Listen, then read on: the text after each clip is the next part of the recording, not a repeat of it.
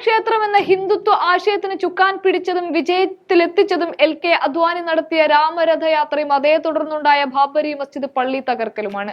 എന്നാൽ 1990 സെപ്റ്റംബറിൽ അദ്വാനിയുടെ രാമരഥയാത്രയുടെ ഗുജറാത്ത് ലീഗിന്റെ സംഘടന എന്ന നിലയിൽ മോദിയുടെ പങ്ക് അക്കാലത്ത് ശ്രദ്ധിക്കപ്പെട്ടിട്ടില്ല എങ്കിലും രാമക്ഷേത്ര നിർമ്മാണത്തിന്റെ പ്രധാന പങ്കാളി എന്ന നിലയിൽ ഇനി ശ്രദ്ധിക്കപ്പെടുമെന്ന് ഉറപ്പ് തന്നെയാണ്. അദ്വാനി മോദിയെ നേരിട്ട് രാഷ്ട്രീയത്തിലേക്ക് എത്തിച്ചിട്ടില്ലെങ്കിലും BJPക്കുള്ളിൽ മോദിയുടെ രാഷ്ട്രീയ യാത്ര രൂപപ്പെടുത്തുന്നതിൽ അദ്വാനി നിർണായക പങ്ക് വഹിച്ചിട്ടുണ്ട്. RSSൽ നിന്നും 1987 BJPയിലെത്തിയ മോദിയുടെ ആദ്യകാല വളർച്ചയിൽ അദ്വാനി ഒരു മെന്റർ റോൾ വഹിച്ചിരുന്നു. കാലക്രമേണ പല സന്ദർഭങ്ങളിലായി അദ്വാനിയുടെ രാഷ്ട്രീയ പ്രഭാവത്തിന് ഇടിവ് സംഭവിച്ചു തുടങ്ങി. 2005 കറാച്ചി സന്ദർശനത്തിനിടയിൽ മുഹമ്മദ് അലി ജിന്നയെ അനുകൂലിച്ച് സംസാരിച്ചതിന് പിന്നാലെയാണ് അദ്വാനിയുടെ നിറം മങ്ങി തുടങ്ങിയത്.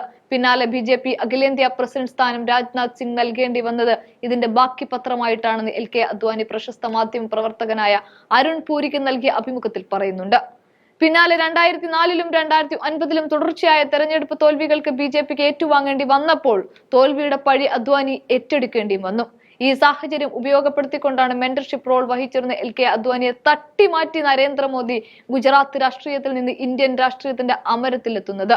മറ്റൊരു പേര് നിർദ്ദേശിക്കാനില്ലാത്തവണ്ണം പാർട്ടിയിലും ദേശീയ രാഷ്ട്രീയത്തിലും മോദി കാലുറപ്പിച്ചു കഴിഞ്ഞിരുന്നു. BJPയുടെ വളർച്ചയിലെ ജനനായകനെ പാർട്ടി നേതൃത്വ നിരയിൽ നിന്നും അകറ്റി നിർത്തുന്നതിന്റെ തുടക്കം കൂടിയായിരുന്നു അത്. രാമക്ഷേത്രം നരേന്ദ്രമോദിയെയും BJPയും സംബന്ധിച്ച് അതിപ്രധാനമായ തുറുപ്പ് ചിട്ടുകൂടിയാണ്. എന്നാൽ ആദ്യകാലങ്ങളിൽ സ്ഥിതി ഇതായിരുന്നില്ല.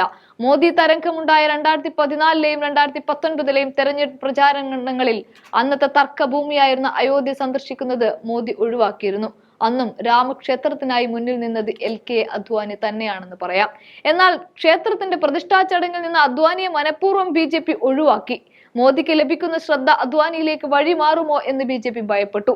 അതുകൊണ്ടാണ് അദ്വാനിയെ വീട്ടിലിരുത്താൻ BJP തീരുമാനിച്ചത്. 96 വയസ്സുണ്ട് ഇപ്പോൾ അദ്വാനിക്ക്.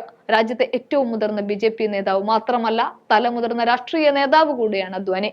അദ്വാനിയുടെ സാന്നിധ്യം അത്യാവശ്യമാണെന്ന തിരിച്ചറിവിൽ BJPക്ക് ചെക്ക് വെച്ച് വിശ്വ ഹിന്ദു പരിഷത്ത് അദ്വാനിയെ പ്രതിഷ്ഠാ ചടങ്ങിന് എത്തിക്കുമെന്ന് അറിയിച്ചിരിക്കുകയാണ് ഇപ്പോൾ. രാമജന്മഭൂമി പ്രസ്ഥാനത്തിന് നേതൃത്വം നൽകിയ BJP നേതാക്കളിൽ ഒരാളെന്ന നിലയിലാണ് LK അദ്വാനിയെ രാമക്ഷേത്ര ചടങ്ങിലേക്ക് വിശ്വ ഹിന്ദു പരിഷത്ത് ക്ഷണിച്ചിരിക്കുന്നത്.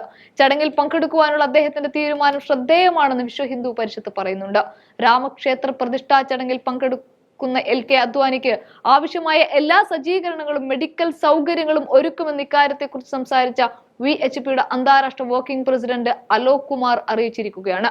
ജനുവരി 22-ന് പ്രധാനമന്ത്രി നരേന്ദ്രമോദിയുടെ സാന്നിധ്യത്തിലാണ് രാമക്ഷേത്ര പ്രതിഷ്ഠ നടക്കുന്നത്. ചടങ്ങിലേക്ക് ദേശീയ തലത്തിൽ നിരവധി പേരെ ക്ഷണിച്ചെങ്കിലും അക്കൂട്ടത്തിലൊന്നും അദ്വാനിയുടെ പേരുണ്ടായിരുന്നില്ല. രാജ്യത്തുടനീളമുള്ള ആയിരക്കണക്കിന് വ്യക്തികളെയാണ് രാമക്ഷേത്ര ഉദ്ഘാടനത്തിലേക്ക് ക്ഷണിച്ചിരിക്കുന്നത്.